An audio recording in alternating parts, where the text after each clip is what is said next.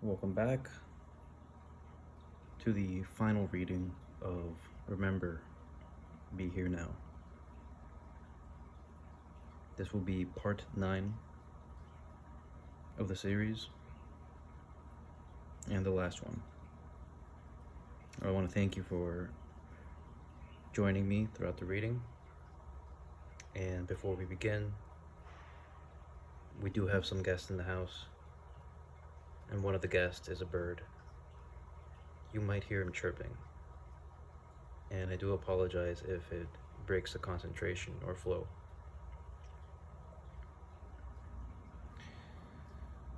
Let's begin where we left off.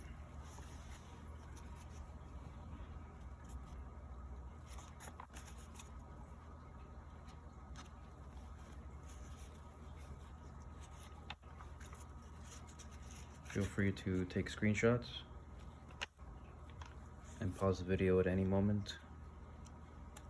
Feel free to speed up the video to your liking. It is encouraged to be as comfortable as possible, and encouraged to go back to the last few minutes of the last video to know where we are. The last pages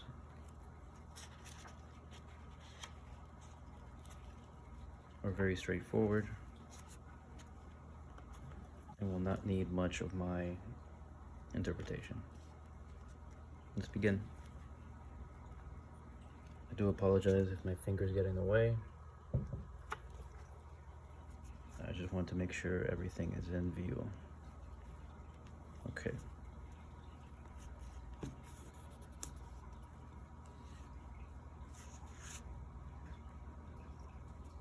Round trip.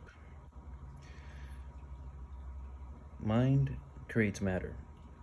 The causal plane is the world of ideas that creates the universe. Right at the top of the causal plane is what we call the Godhead.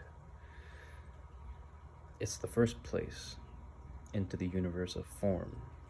It's the first world of form.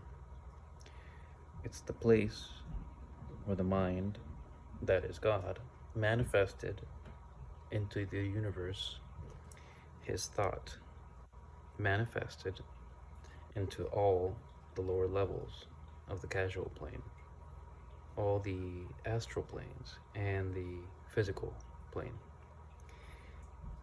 And when you go back, you go to that place where you become one with the Godhead. You are God. You are the idea that lies behind the universe. You are literally it. You're not making believe you're it. You are it.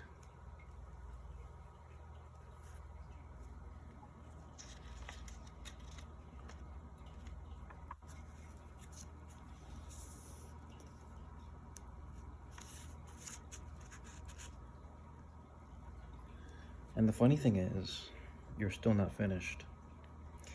And as far as the Buddhist is concerned, you haven't even begun the trip. You're still hung up on form. Because he says, baby, it's all an illusion. It's all illusion, excuse me. No matter how groovy it gets, the physical plane is obviously an illusion. All a dream. You go to bed at night and dream. You notice about your dreams, they're very real, and yet they don't have any substance on the physical plane. That's the astral plane. You're dreaming on the astral plane. At that point of pure ideas, sometimes very high, physicists or poets touch pure idea. Sometimes music, art, a vase, a hieroglyph or something gets so essency, you feel you're touching God by being in connection with that piece of art, because it's pure idea. It's the idea of the vaseness. It's causal plane. The mind at the causal plane created that vase, that place of pure idea. It's the place where yin and yang manifest. It's the place where duality exists. The first place into form from the eminent duality in the unmanifest. From the formless, you come into that place where there is energy becoming form. Here, Richard is mapping, in a way, reality for you. He is reminding you that it's accessible, that it's not just a place you go to when you die or when you sleep. Sometimes musicians and physicists, scientists get that, what they call inspiration, from these other places. And they're all connected to the, what he calls the Godhead.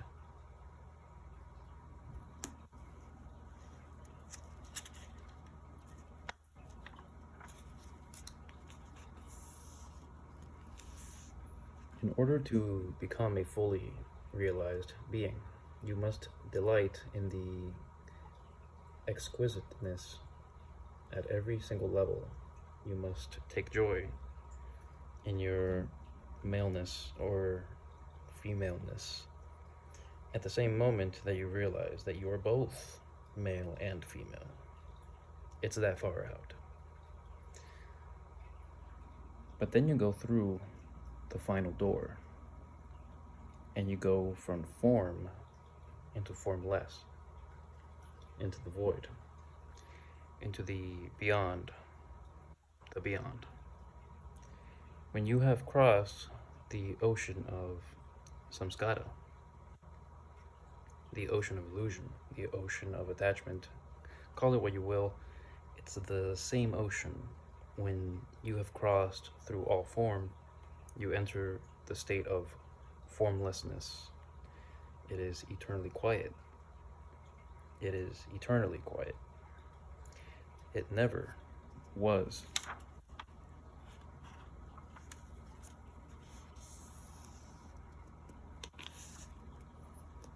Push far enough into the void, hold fast enough into quietness, and of the 10,000 things, none but can be worked on by you, I have beheld them whither they go back. See all things, howsoever they flourish, return to the roots from which they grew. This return to the roots is called quietness. Quietness is called submission to fate. What has submitted to fate becomes part of the always so. To know the always so is to be illumined. Not to know it means to go blindly to disaster. So says Lao Tzu in the Tao Te Ching. To go, you've got to go the whole trip, all the way to the back, before you get to the place where you see that behind all this, there is all this in its own, in its unmanifest form. Always, eternally, you perceive that nothing is really happening at all. Nothing ever happens. Nothing is going to happen. There's nothing you've got to do. There's no doer to do it anyway. Again, this is not saying to do nothing, to rot in your bed as the day goes by. It's merely telling you to relax. Take it easy. Don't take this waking life so seriously. And it's actually funny because in this modern day, there's a very funny meme going around that says this exact thing. Nothing ever happens. You will find truth in the most absurd things on this planet. But only if you have the eyes to see can you see the truth in the absurdity.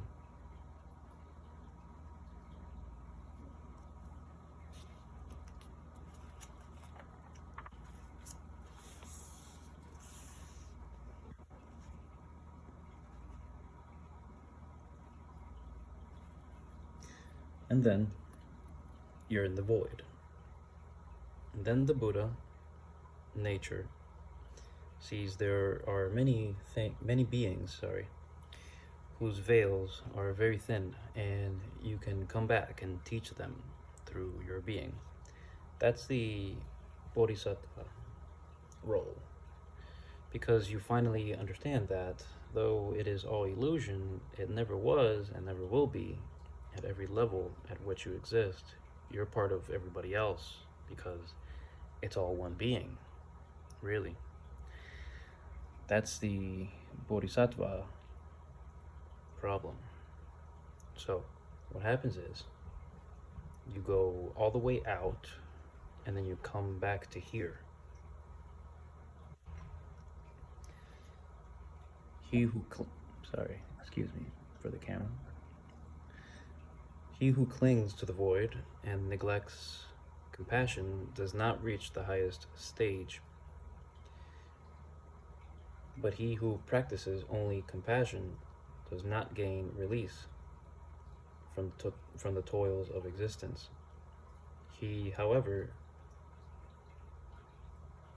who is strong in the practice, of both, remains neither in samsara nor in nirvana. He neither remains in the void nor in the world. And in the background you see a person walking a tightrope. This is what being here and now truly feels like. It's the perfect, in my opinion, the perfect depiction, the perfect metaphor, visual metaphor for being here and now. It is a very thin line that you walk on that requires balance. Going all the way to one side will lead you away from this world. You'll decay, basically, and turn into dust. These are those people that go into caves and never return. And going the other way will basically lead you into hedonism, into pleasure, and all kinds of things. The drama. But the person who walks the thin line between both of these states of being is truly in the present and is able to teach others.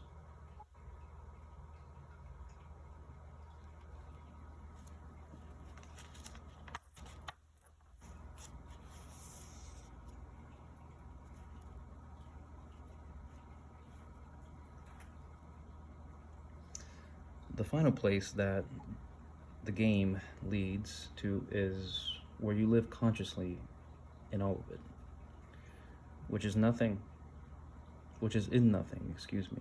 You are eternal. You have finished perishing. There is no fear of death because there is no death. It's just a transformation and illusion. And yet, seeing all that, you still chop wood and carry water. You still do your thing. You flow in harmony with the universe. You are beyond morality, and yet your actions are totally moral, because that's the harmony of the universe. You see that to do anything with attachment, with desire, with anger, greed, lust, fear, is only creating more karma, which is keeping you in the game, on the wheel of birth and death. Once you see through that, desires can't help but fall away. Again, here, walking the thin rope, being balanced, being in the here and now, does not mean that you don't do your thing. Doesn't mean you don't go to work. It doesn't mean you stop paying your bills. You still have to chop wood, go to work, and carry water. Exercise, do the mundane things, take care of your body, take care of the people around you as well. And of course, if everyone pursues this state of being, everybody will take care of each other.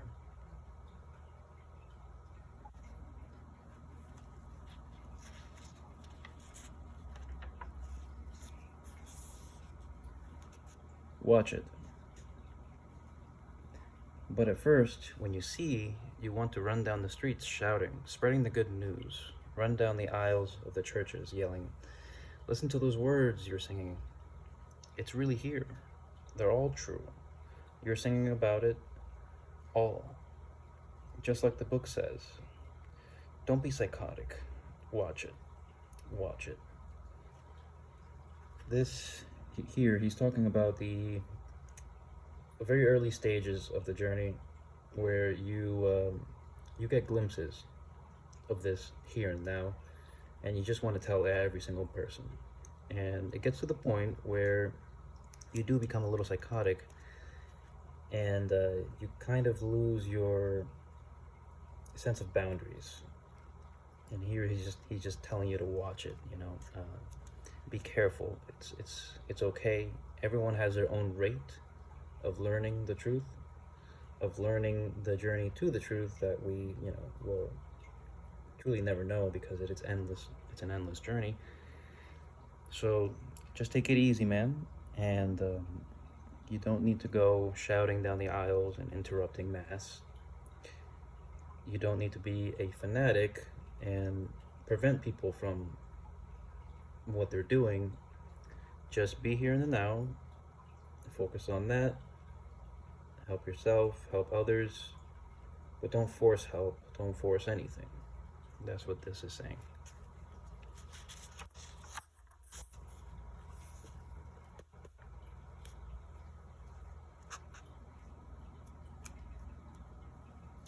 That psychosis business is an interesting business. If you go through the doorway too fast and you're not ready for it, you're bound hand and foot and thrown into outer darkness. You may land anywhere, and lots of people end up in mental hospitals. The reason they do is they went through the door with their ego on. And wow. Oh, excuse me. And they don't understand that you gotta die to be born. That only when you have been born again do you enter the kingdom of heaven. So they've gone in on the first round, and what happens is they go on a huge ego trip. And it's called the Messianic complex. It's called paranoia, delusions of grandeur. And here's our examples. Wow, I've been invited to the wedding feast. I mean, dig me, Sam Jones. Sam Jones in heaven. Sam Jones standing on the right side of the Lord. There's the Lord, and there's Gabriel, and there's Sam Jones.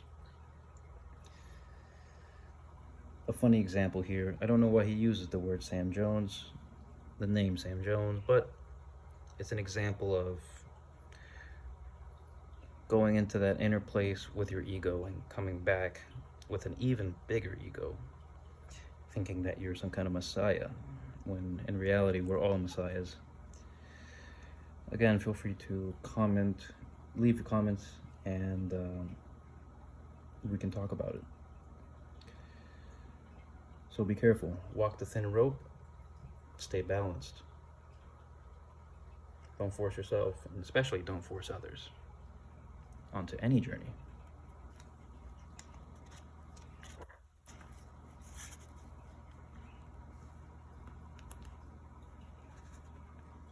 I have a relative who is in a mental hospital. He thinks he is Christ. Well, that's groovy. I am Christ also, but he doesn't think I'm Christ. He thinks he is Christ because it happened to him. And he took his ego with him. So he says, I'm special. And when I say to him, sure, man, you're Christ, and I'm Christ too, he says, you don't understand. And when he's out, he steals cars and things like that because he needs them because he's Christ. And that's all right. So they lock him up. He says, I don't know. Me. I'm a responsible member of society. I go to church. Me. They put in a mental hospital. You're free. You've got a beard. You wear a dress. Sure, because as far as I'm concerned, we are all God. That's the difference. If you really think another guy is God, he doesn't lock you up. Funny about that.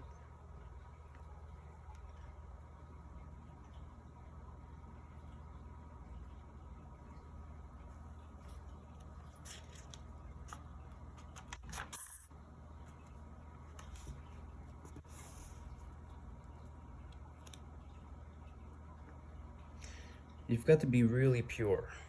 You can't just make believe you're pure. Anything less than total purity, back into outer darkness. That's what you learn after a couple of hundred psychedelic trips. I might as well go straight because I'm beginning to feel like a yo-yo. I keep going up and coming down, up, down, up, down, up, down. But when the king came in to behold the guests, he saw there was a man who had not on a wedding garment, and he said unto him, Friend, how camest thou thither, not having a wedding garment? Excuse me. And he was speechless. Then the king said to the servants, Bind him hand and foot, and cast him into the outer darkness. There shall be weeping and gnashing of the teeth, for many are called, but few are chosen. This is a nice example. A very short, very brief, but to the point reason as to actually why I stopped using psychedelics. It really is a yo-yo, and you do learn many things, but, and look, for the lack of better words, I use this, but simply not worthy of holding that knowledge, and not skilled enough to teach that knowledge. Psychedelics can only take you so far. A topic for another video.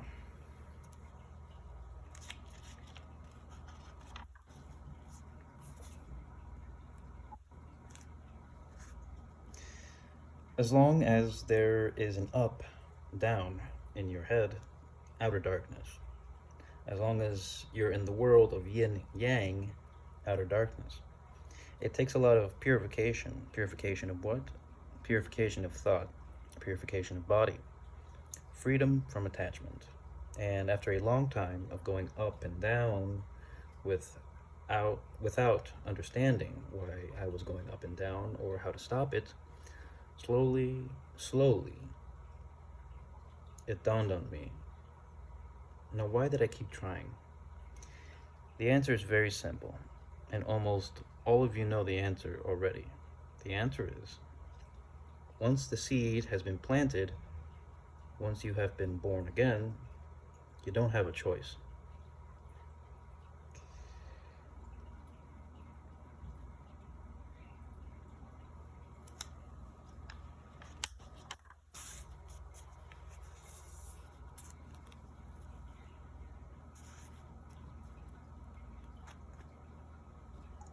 The next message is where you are when you hear the next message. Whenever you're ready, you'll hear the next message. The interesting thing is there's always a next message, and it's always available to you now. That's a hard one. The handwriting is always on the wall saying,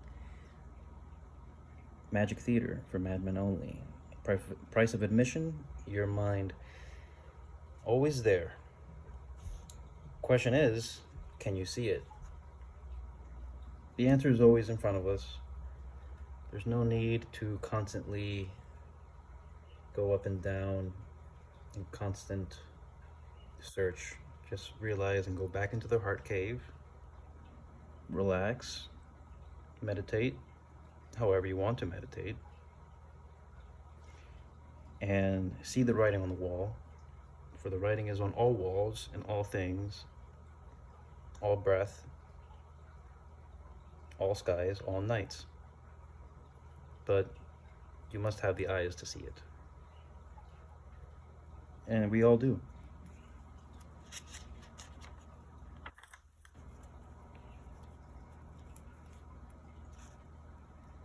Funny thing about all the secrets of the East or the secrets of mysticism, they're not secret. Nobody's saying don't tell him. They're telling you. They're yelling it. They're saying, except ye be converted and become as little children, ye shall not enter the kingdom of heaven. That's the secret. Think of how many times you've heard that and you say, yeah, that's really interesting. That's great. That's the minister talking. He's doing his thing. He's got a living to earn.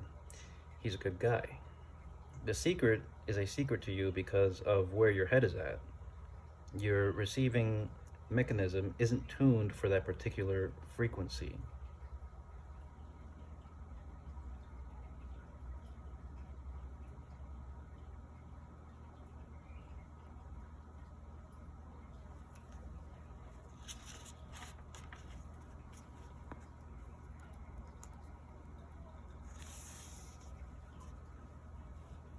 In my case, I kept reading the books, but I didn't understand them. They were yelling the secrets, but I couldn't hear them because I was looking at them from the wrong place.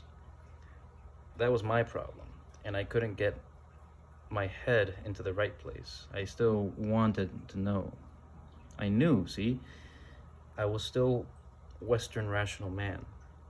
So I went and I looked and looked and looked, and as long as I looked like a rational man, looking, I didn't find anything. I just found my own shadow. All the time, that's all you ever find. Yourself. You only read to yourself. You only talk to yourself. You only ever know yourself. That's all there is, strangely enough.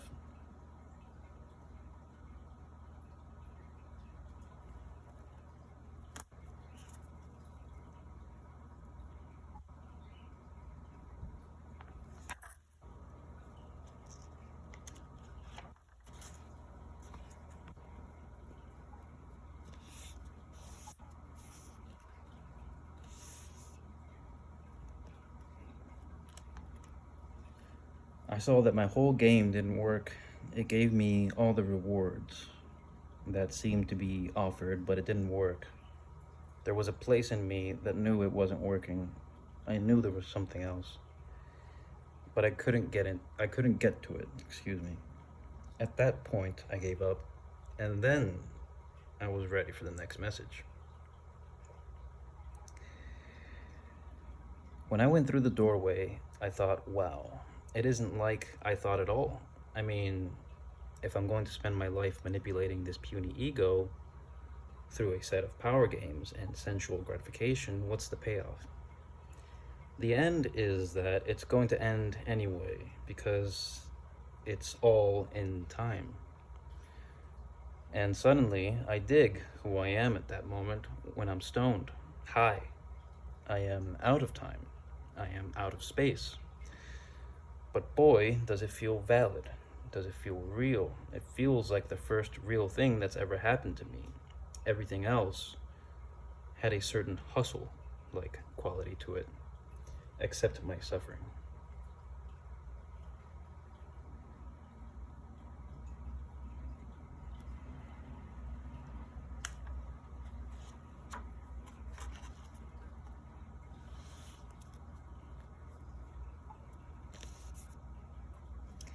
Am I he? I was really into my suffering. You can really get into your suffering. Self-pity. That's real. Everything else may go, but boy, you've got to suffer. It's the same for all of us. We're just coming out of the dark night of the Protestant ethic. Suffer, baby. That's the only way you'll be good. It feels so good to hurt so bad. We've all been on that trip. Suffering is great. It's like straightening by fire. It's purifying. It's very good. A funny thing,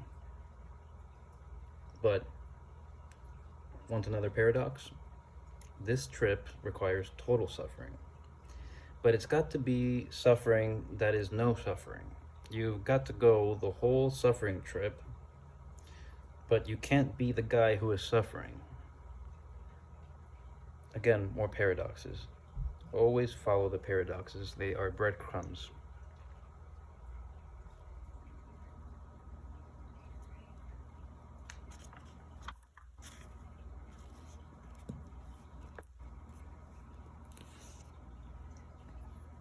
Do you think that when Christ is lying there and they're nailing the nails and he's saying, "Oh man, does that hurt?" He's probably looking at that guy who's nailing him with absolute compassion. He digs why the cats are doing it. What he's stuck in, how much dust covers his eyes, why he's got to be doing it. That's the way it is. He said the night before, "Well, tomorrow is the big trip." Yep, right. These are the nails. Wow, look at that. Am I he who is being pained? No. That's the thing. Once you know that, then pleasure and pain, loss and gain, fame and shame are all the same. They're all just happening. Again, absolute compassion. They know not what they do, and that man understood that.